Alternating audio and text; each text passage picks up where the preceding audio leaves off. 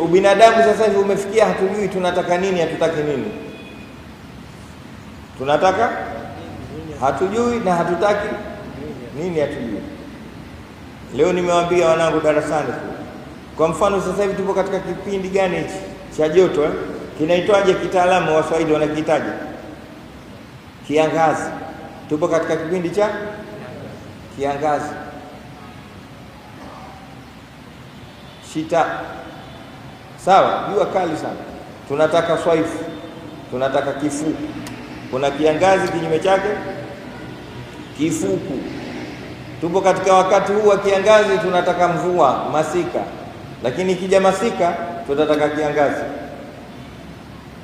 Jua kali kweli kweli, Mungu alete mvua. Akileta mvua, huyo alioshika koki huko nani?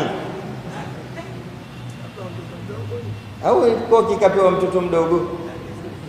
Sasa ndo sisi.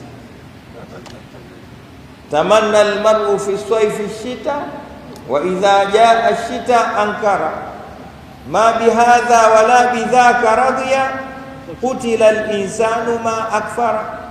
Mmoja katika watu anasema hivi, tunatamani, mwanadamu anatamani wakati wa kiangazi ije masika. Ikija masika anataka kiangazi, kiangazi masika.